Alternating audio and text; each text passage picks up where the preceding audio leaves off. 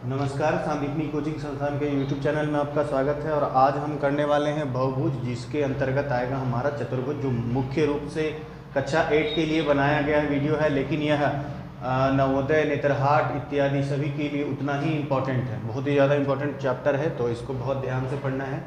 तो सबसे पहले है कि किसी बहुभुज के सभी अंतःकोणों का योग। अब इसमें क्या है कि जरूरी नहीं है चतुर्भुज है, या पंचभुज हो सकता है, शतभुज हो सकता है, सात भुज, आठ भुजा, कितना भी भुजा हो, आप उसके सभी कोणों का योग निकाल सकते हैं। तो उसके लिए फॉर्मूला होता है n-2 इंटू 180 डिग्री।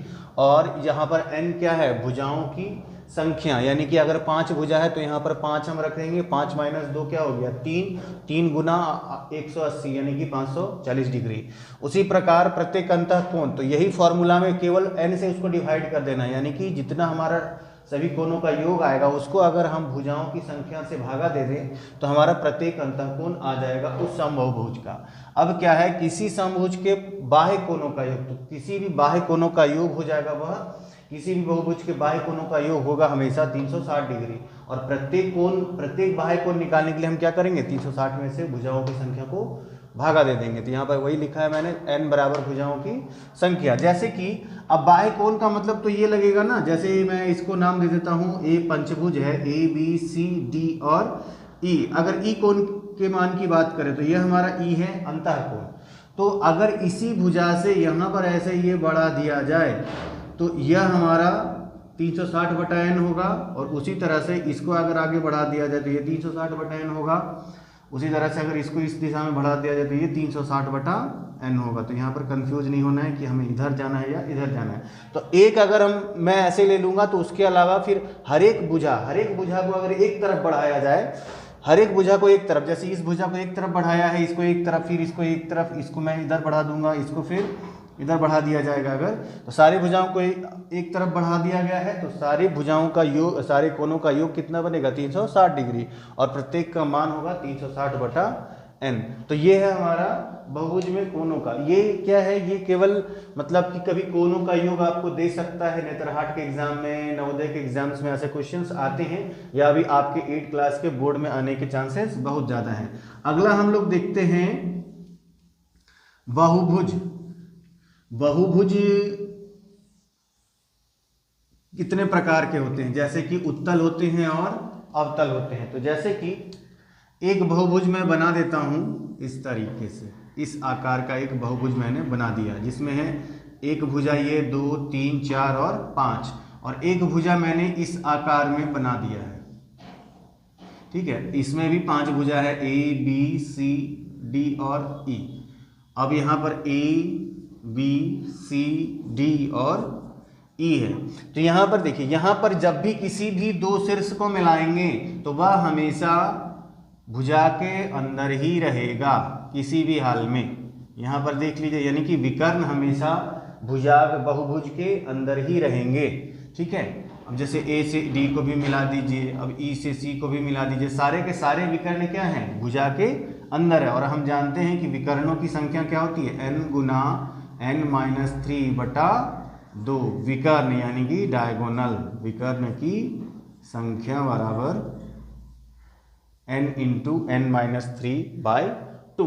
अब यहाँ पर जब विकर्ण यहाँ से अगर खींचा जाए, c से e खींचा जाए तब तो ठीक है, b से d खींचा जाए तब भी ठीक है, लेकिन जब मैं a से d को मिलाता हूँ तो यह क्या हो रहा है कि बहुभुज से बाहर आ जा रहा है। तो ऐसे बहुभुज को बोलते हैं अवतल बहुभुज, और जिसमें विकर्ण हमेशा अंदर आएगा उसको बोलेंगे उत्तल बहुभुज। तो ये याद रखना है आपको कि विकर्ण देख लेना है, अगर विकर्ण बाहर आ रहा है तो इसका मतलब अवतल है, और विकर्ण अगर अंदर है तो है उत्तल।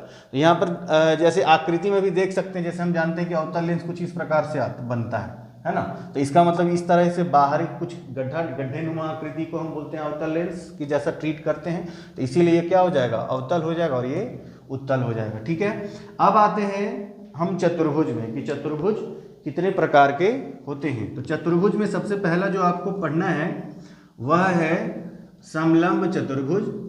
उसके बाद है हमारा पतंग, फिर है समांतर, फिर है सम, फिर वर्ग आयत। वर्ग आयत के बारे में तो आप लोग जानते ही होंगे, लेकिन सबसे पहले जानते हैं हम समलंब चतुर्भुज के बारे में। माना कि यह ए बी सी डी ये है हमारा समलंब चतुर्भुज। अब समलंब चतुर्भुज क्या होता है? तो देखिए समलंब चतुर्भुज में क्या होगा कि कोई दो युग्म, एक युग्म, युग्म का मतलब ये होता है जोड़ा होता है, एक युग्म समांतर होंगे, एक युग्म भुजाओं के एक युग्म समांतर होंगे। जैसे कि ए बी सी डी में अगर ए बी समांतर हो गया डी सी के, ए बी समांतर अगर हो गया डी सी के,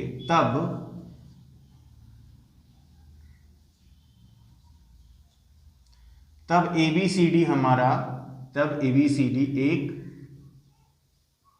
समलंब चतुर्भुज होगा, समलंब चतुर्भुज होगा।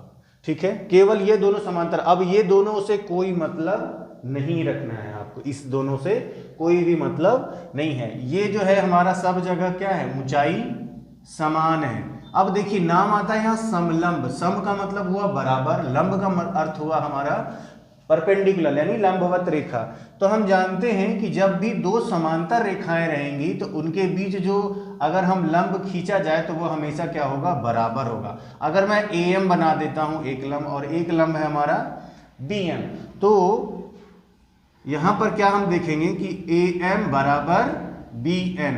क्यों? क्योंकि ए बी समांतर है डी सी के, तो यहां पर लंब हमारा बराबर हो गया। तो जब लंब बराबर यानी कि समलंब चतुर्भुज, यानी शीर्ष लंब हमेशा बराबर हो जाते हैं। ठीक है, तो ये था हमारा समलंब चतुर्भुज के बारे में।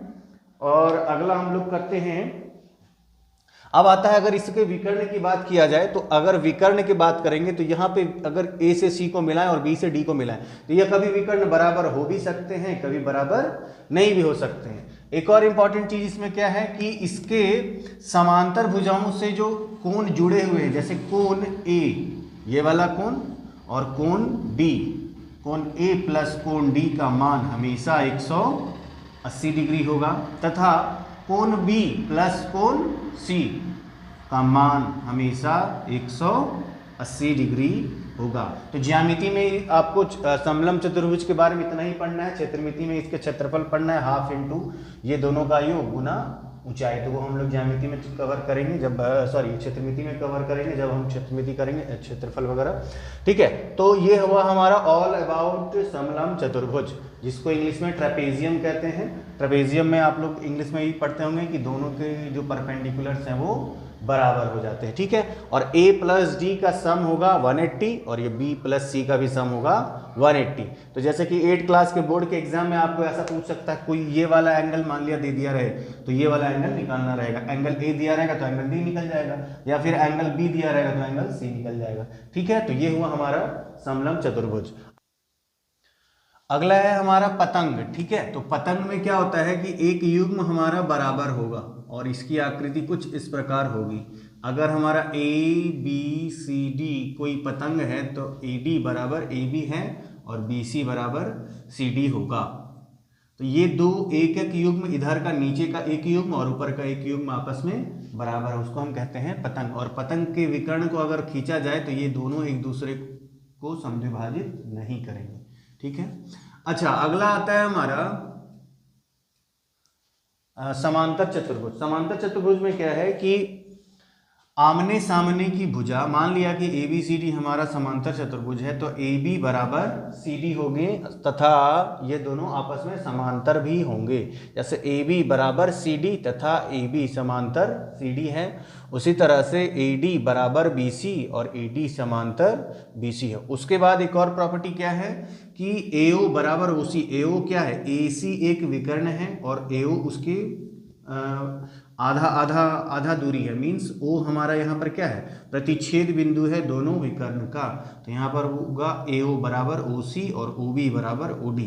इसलिए हम लिख सकते हैं विकर्ण एक दूसरे को समद्विभाजित करते हैं। ठीक है, उसके बाद जब ये दोनों समांतर हैं तो इसका अर्थ यह हुआ कि दोनों आसन्न कोण ए और डी का योग 180 डिग्री होगा, तथा ये दोनों भी जब समांतर हैं तो ए और बी आसन्न कोणों का योग भी 180 डिग्री, तथा बी और सी ये दोनों समांतर हैं तो जब ये दोनों कोण का योग 180 तो ये दोनों का योग भी 180 180। उसी प्रकार सी और डी का भी योग 180 है। तो इसमें हम कह सकते हैं समांतर चतुर्भुज में कि आसन्न कोणों का योग 180 डिग्री है। साथ में क्या होगा कि आमने सामने का कोण बराबर होगा, कोण ए बराबर कोण सी और कोण बी बराबर कोण डी। आपको कैसे दिया रहेगा क्वेश्चन, जैसे ऑब्जेक्टिव आपको सॉल्व करना है तो यहाँ पर कोई दे देगा, मान लिया 120 डिग्री ए का मान। अब बोलेगा ऑब्जेक्टिव में रहेगा कि बाकी तीन कोणों तीन कोण क्या क्या होंगे, बी सी डी और बी सी डी क्या होंगे। तो ऑप्शंस में वही तीनों से आपको पकड़ना है। अगर ये 120 है तो इसके सामने वाला कोण क्या होगा 120 डिग्री, और ये क्या हो जाएगा 180 में से 120 घटा के 60 डिग्री हो जाएगा, तो ये भी 60 डिग्री। ये था हमारा समांतर चतुर्भुज। अब इसी में देखिए समांतर चतुर्भुज का ही एक प्रकार है हमारा आयत। इसी में हम आयत कवर कर देते हैं क्योंकि आयत में बहुत ज़्यादा विशेष नहीं देखना है आपको। अगर ए बी सी डी हमारा आयत है, केवल इसमें आयत और समांतर चतुर्भुज में केवल इतना ही अंतर है कि यहाँ पर ए का मान कुछ भी हो सकता है और यहाँ पर ए और ए बी सी डी चारों कोण का मान हमेशा 90 डिग्री के बराबर होगा। बस यही अंतर है, बाकी सारी प्रॉपर्टी आपकी सेम रहेगी। केवल अंतर यहाँ पे ये हो जाएगा ए बराबर बी बराबर सी बराबर डी बराबर 90 डिग्री। बस बाकी सारी प्रॉपर्टी दोनों बराबर भी, आमने सामने की भुजा बराबर भी है और समांतर भी है, विकर्ण एक दूसरे को समद्विभाजित करते हैं। एक और केवल प्रॉपर्टी क्या ऐड होगा इसमें कि दोनों विकर्ण बराबर होंगे। बस बाकी सारी प्रॉपर्टी दोनों की सेम रहेगी, दोनों विकर्ण बराबर होंगे। जैसे कि एक क्वेश्चन था यहाँ पे प्रश्नावली में, जब ऑफलाइन के बच्चों को पढ़ा रहे थे तो एक का मान दिया था, एक आयत है, एक विकर्ण का मान है 2x + 3, दूसरे विकर्ण का मान है x + 7, तो x का मान ज्ञात करना था। तो अब यहाँ पे घटा दीजिए तो ये 2x - x x रहा और साथ में से 3 घटा दीजिए तो x का मान हमारा 4 आ जाता है। इस तरह का क्वेश्चन आएगा आपका ऑब्जेक्टिव में। ठीक है, अगला हमारा है समचतुर्भुज। समचतुर्भुज में क्या होगा कि हमारा चारों भुजा बराबर होंगे, और विकर्ण एक दूसरे को 90 डिग्री पर काटेंगे।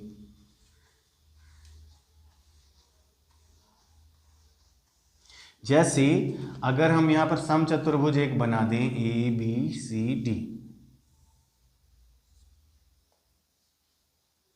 तो यहां पर क्या होगा ए बी समांतर सी डी और ए बी बराबर सी डी तथा AD बराबर BC और AD समांतर BC, AD बराबर BC।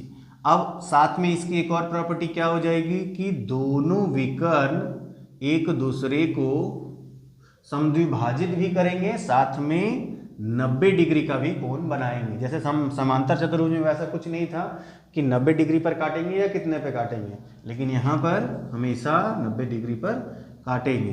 विकर्ण एक दूसरे को लंब समद्विभाजित करते हैं। लंब समद्विभाजित का मतलब क्या हुआ कि 90 डिग्री बनाते हुए इक्वली डिवाइड करेगा। तो हम यहां पर लिख सकते हैं कि AO बराबर CO तथा BO बराबर DO, और यहाँ पर चारों कोणों का मान 90 डिग्री के बराबर है। बाकी प्रॉपर्टी तो सेम है, विकर्ण एक दूसरे को समद्विभाजित कर रहे हैं, साथ में लंब समद्विभाजित कर रहे हैं, और अगर ये लंब हटा देंगे तो ये हमारा सीधा सीधा समांतर चतुर्भुज हो जाएगा। जैसे यहाँ पर हम लिख सकते हैं कोण A बराबर कोण C तथा कोण B बराबर कोण D। ठीक है, बाकी और कोई दिक्कत नहीं है। साथ में यहाँ पर क्या है कि AB बराबर CD है और AD बराबर भी BC है, उसके अलावे ये दोनों भी बराबर हैं। हम यहाँ पर लिख सकते हैं AB बराबर CD बराबर BC बराबर DA, चारों भुजा आपस में बराबर हैं। तो याद रखिएगा कि कभी भी समचतुर्भुज में चारों भुजा बराबर होगी। आपको क्वेश्चंस कैसे आएंगे सो मैं बता देता हूँ। जैसे कि मान लिया इसमें क्या दिया रहेगा कि दो विकर्ण हैं, एक का मान है 12 सेंटीमीटर और एक का मान है आपका 16 सेंटीमीटर। तो बताइए कि समचतुर्भुज की भुजा क्या होगी। तो अब मान लिया इसकी माप है AC आपका 12 दिया रहेगा मान लिया, और BD है आपका 16, तो यहाँ पे ये वाला त्रिभुज हम ले लेंगे, तो ये क्या है, एक राइट एंगल ट्रायंगल मीन्स हमारा समकोण त्रिभुज है। तो यहाँ पे इसका आधा AO क्या है, AC का आधा है, तो AC का आधा यहाँ पर 6 हो गया, यहाँ BD का आधा ये 8 हो गया। तो हम यहाँ से निकाल सकते हैं इसका मान क्या होगा, समकोण त्रिभुज में ये कर्ण स्क्वायर बराबर लंब स्क्वायर प्लस आधार का स्क्वायर, तो हमारा आ जाएगा ये 10। तो इस तरह से आपको क्वेश्चंस आ सकते हैं ऑब्जेक्टिव में। तो इसी में आता है आपका एक और वर्ग। वर्ग में क्या होगा कि केवल जैसे समांतर चतुर्भुज और आयत का रिलेशन था वैसे ही इसमें होगा। अब इसमें केवल वही अंतर है कि बस चारों कोणों का मान 90 डिग्री के बराबर होगा, 90 डिग्री,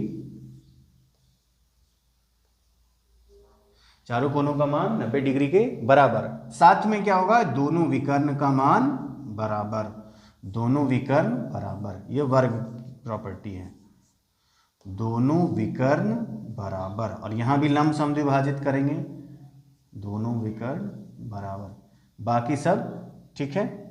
और इसके बाद है आपका ये सब सारा तो हो गया, समचतुर्भुज वर्ग हो गया। उसके अलावा एक और होगा आपका विषम चतुर्भुज, जिसमें चारों भुजाएं अलग अलग होंगी, तो जिसका कोई रिलेशन नहीं होगा। तो इसी से आपका सारा क्वेश्चन है। ये चतुर्भुज का चैप्टर एक बहुत ही छोटा प्रिसाइज वे में, बहुत ही कम समय में मैंने ख़त्म कर दिया। आपको कोई भी सवाल हो इससे रिलेटेड तो आप ज़रूर पूछें, ठीक है। और आपको किसी तरह का डाउट हो, कोई भी क्वेश्चन हो, आप कमेंट में पूछ सकते हैं, कोई प्रश्नावली का क्वेश्चन हो। और क्वेश्चंस आपके ऑब्जेक्टिव कैसे आएंगे वो सारा मैंने बता दिया है। तो वीडियो देखने के लिए आपका धन्यवाद।